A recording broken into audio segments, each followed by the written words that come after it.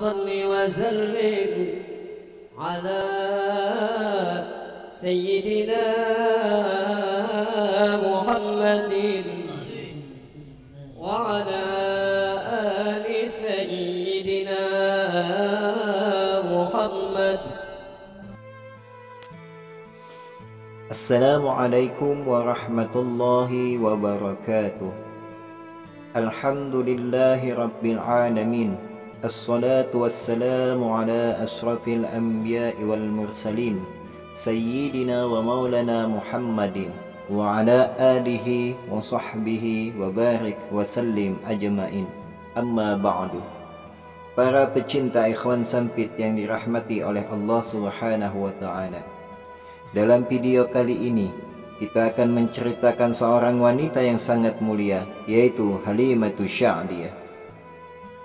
Halimatus Sa'diyah adalah wanita yang menyusui Rasulullah.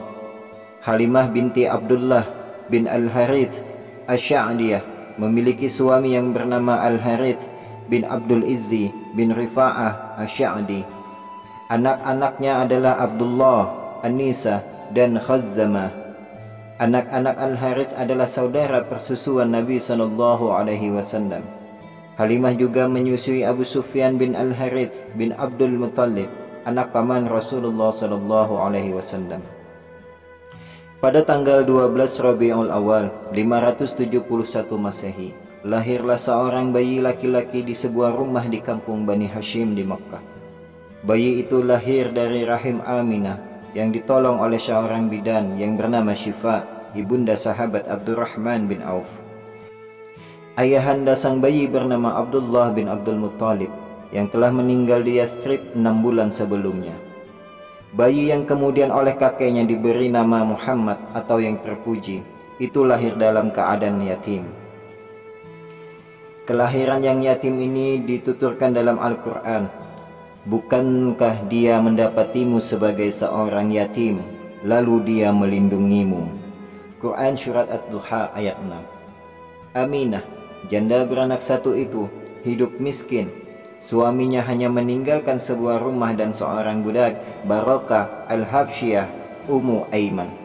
Sementara sudah menjadi kebiasaan bangsawan Arab waktu itu, bayi yang dilahirkan disusukan kepada wanita lain, khususnya kepada wanita dusun, supaya hidup di alam yang segar dan mempelajari bahasa Arab yang baku.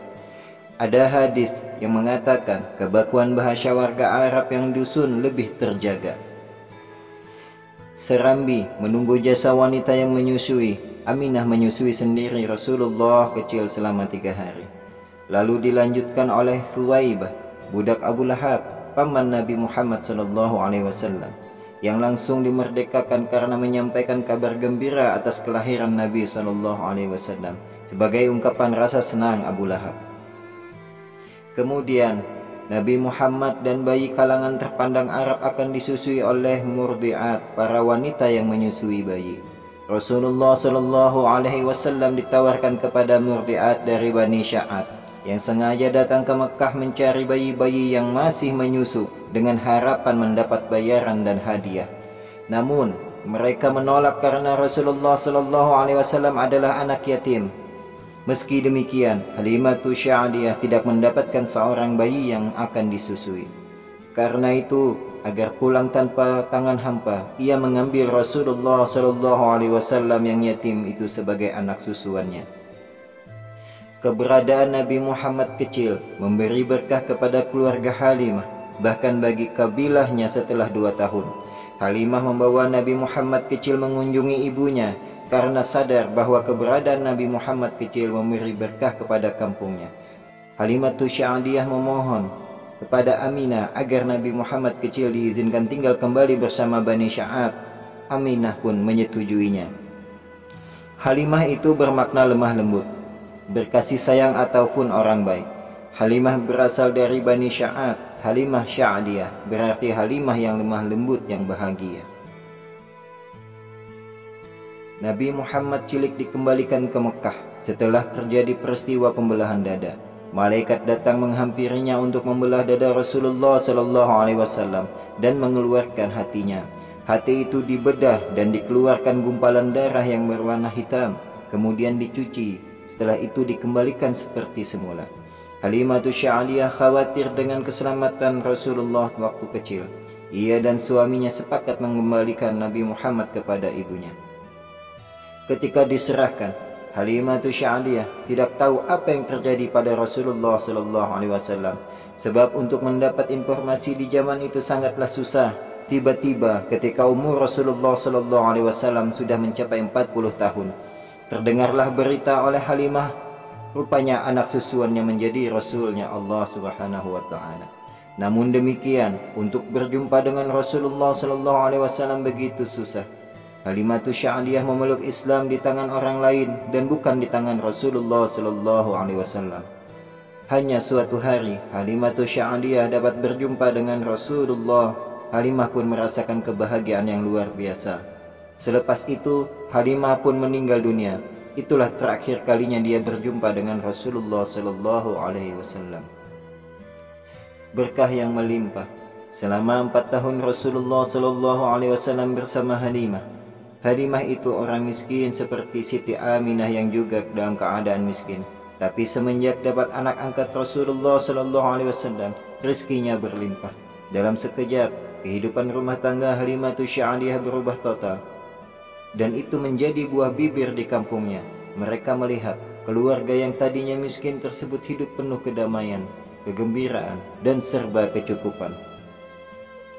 Domba-domba yang mereka pelihara menjadi gemuk dan semakin banyak air susunya. Walaupun rumput di daerah mereka tetap gersang, peternakan domba milik Halimah berkembang pesat. Sementara domba-domba milik tetangga mereka tetap saja kurus kering, padahal rumput yang dimakan sama. Para pecinta ikhwan sempit yang dimuliakan oleh Allah Subhanahu wa Ta'ala. Karena itulah mereka menyuruh anak-anak mengembalakan domba-domba mereka di dekat domba-domba milik Halimah. Namun hasilnya tetap saja sama. Domba para tetangga itu tetap kurus kering. Semenjak dengan Halimah, Rasulullah SAW tak pernah minta makanan, diberi atau tidak diberi makan. Beliau tidak minta, tidak seperti anak-anak lainnya yang jika lapar akan meminta makan. Selain itu, saat mengambil Rasulullah SAW sebagai anak susuan, air susu Halimah bertambah banyak. Ia pun heran, sebab selama ini air susunya bukan tidak ada, tapi tidak begitu banyak. Namun semenjak muncul Nabi SAW, air susunya berlimpah. Anehnya lagi, ketika sudah menyusu di susu sebelah dan hendak diberikan sebelah lain lagi, Nabi Muhammad SAW tutup mulut kuat-kuat. Halimah faham Rasulullah SAW mengajarkan dia yang sebelah ini untuk saudaranya, Damrah. Sejak kecil Allah Subhanahu wa Ta'ala sudah menganugerahkan sifat keadilan pada Rasulullah SAW. Nabi SAW tidak ingin mengambil bagian yang bukan untuknya. Rasulullah pun tak pernah menangis, tidak seperti anak kecil lainnya yang pasti menangis. Para pecinta ikhwan sampit yang dirahmati Allah Subhanahu wa Ta'ala. Wafatnya Halimah Sya'diyah. Halimah Sya'diyah meninggal di Madinah Munawwarah, lalu dimakamkan di Baqi. Makam Halimah sangat dikenal di sana. Semoga Allah mengangkat derajatnya bersama para sahabat dan nabi lainnya.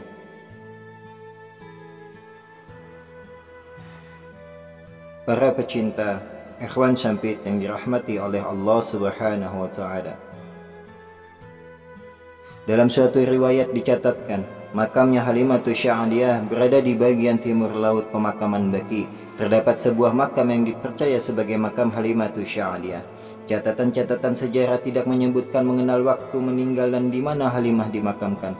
Catatan dari Qadi Ayat yang menceritakan mengenai pertemuan Halimah dengan Abu Bakar dan Umar, dan Makrizi yang menyebut Halimah telah meninggal dunia sejak periode Nabi Muhammad SAW, yang membuat Nabi Muhammad SAW sedih di atas kepergiannya. Ibnu Batutah menyebut makam Halimah terdapat di Basrah, namun dalam catatan-catatan terbaru menyebut makam Halimah terdapat di pemakaman Baqi, di area makam Utsman bin Affan. Di atas makamnya dibangun kubah dan bangunan yang tahun pembangunannya tidak diketahui kapan dimulai. Di dalam bangunan tersebut didapat dorih yang terbuat dari kayu dan dipasang pada makam. Naib Syadar Sirazi dalam catatan perjalanannya saat menunaikan haji tahun 1305 Hijriah atau 1888 menyebutkan terdapat 2 potongan syair Turki yang tertulis di makam tersebut. Wallahu a'lam bishawab.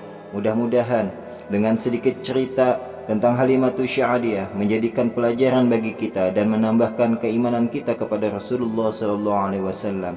Dan mudah-mudahan Allah memanjangkan umur kita dan menyehatkan badan kita sehingga kita dapat menyaksikan video selanjutnya. Wassalamualaikum warahmatullahi wabarakatuh.